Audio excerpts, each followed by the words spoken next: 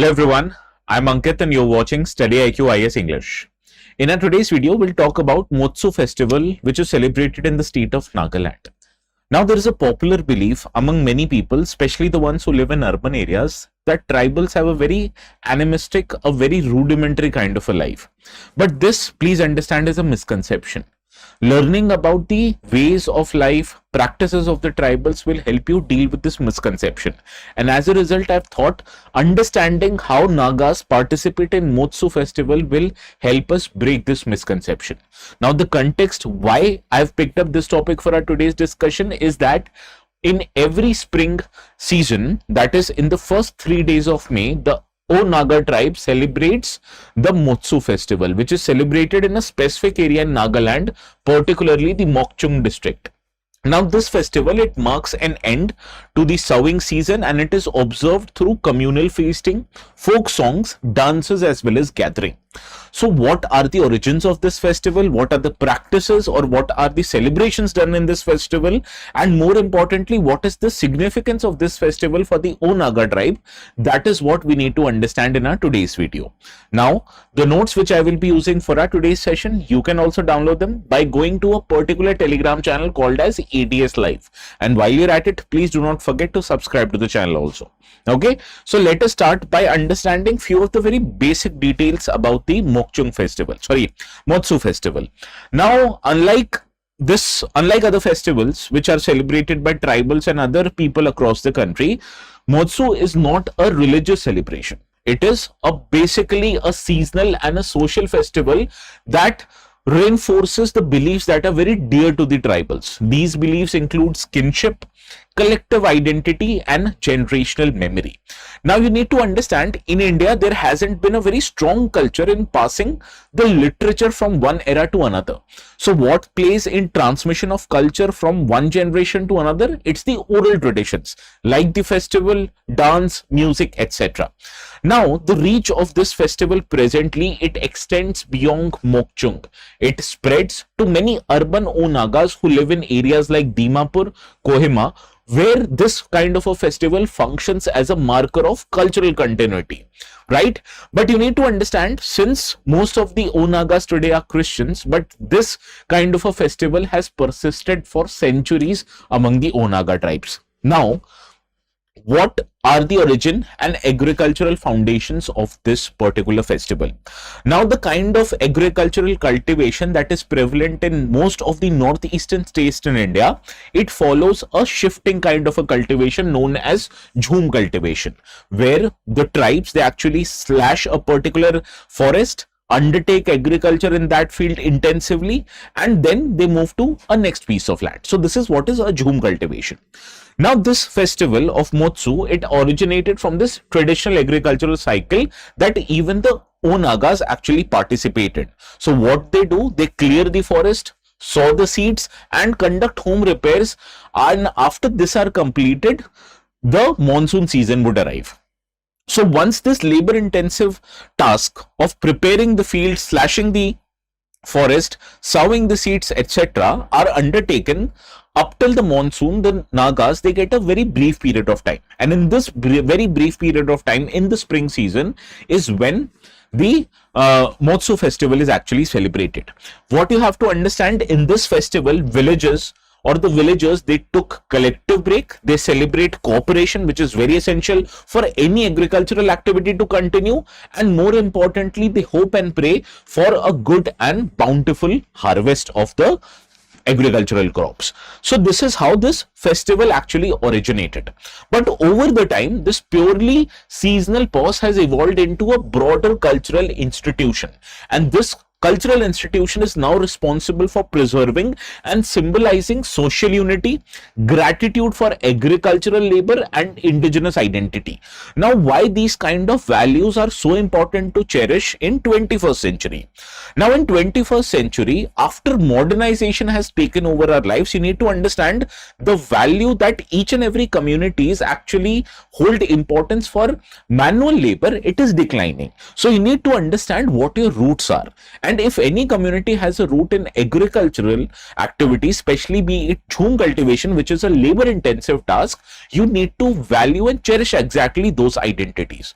Similarly, whenever you have to participate in an economic activity, that economic activity can't be done individually. It has to be done by a collective effort. And this festival actually celebrates that, right?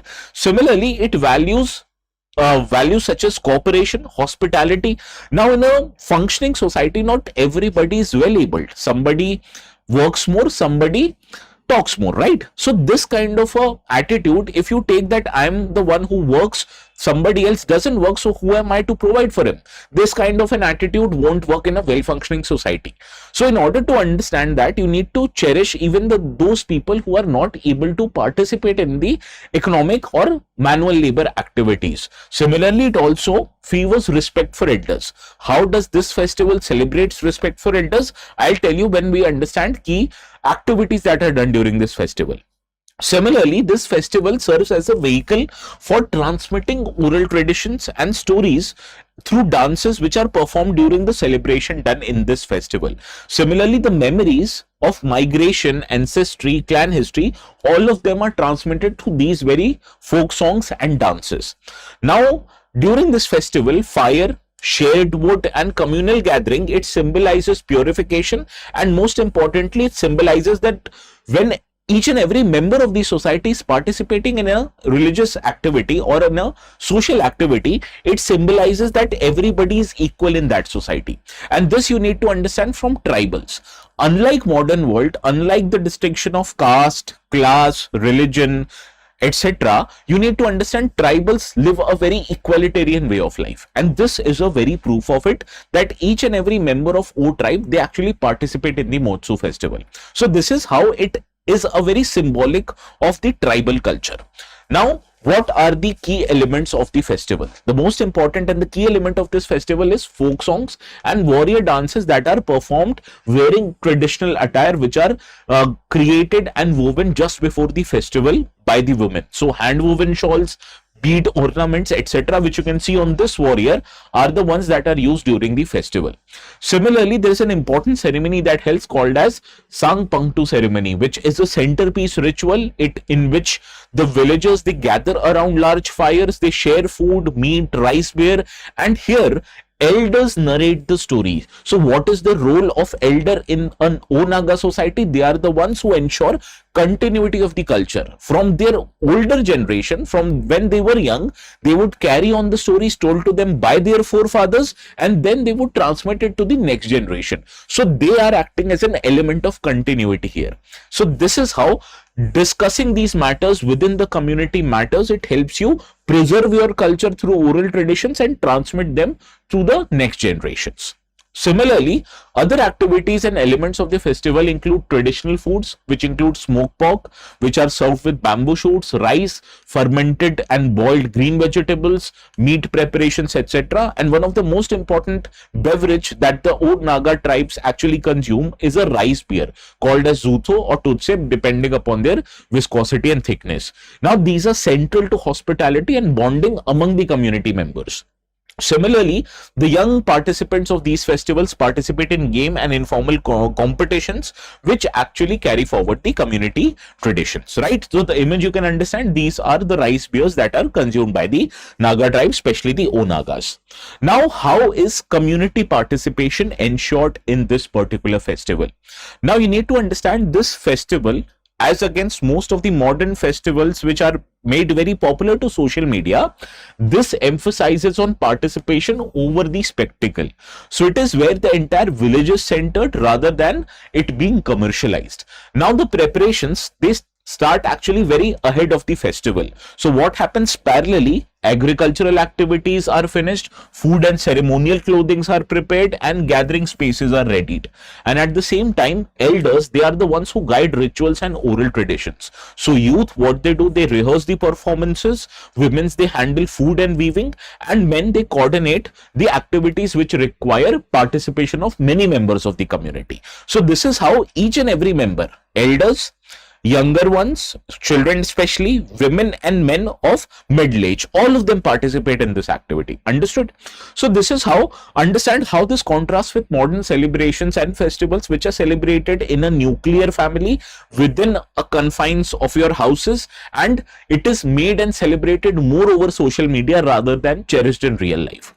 Now, what is the significance of Moatsu Festival? First of all, Moatsu Festival reflects core values of the Onagas. It shows that they are dependent on agriculture, they are very much eager to do collective labor, and they have ties which are based on their communities rather than individual and family based identities. Similarly, participation in activities like communal eating, it reinforces equality, which is very much essential in a well functioning society, be it tribal or be it a non-tribal society. And the traditions of oral storytelling, they preserve the historical memory of the histories associated with that particular tribe.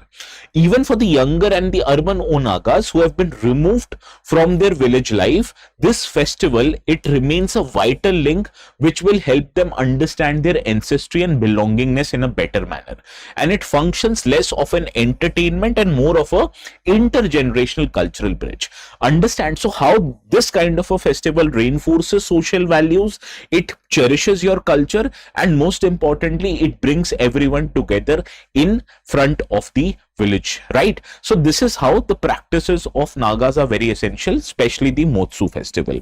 Now, before we wind up with our today's discussion, this kind of festival became a very integral part of art and culture, and art and culture is a part of Indian history.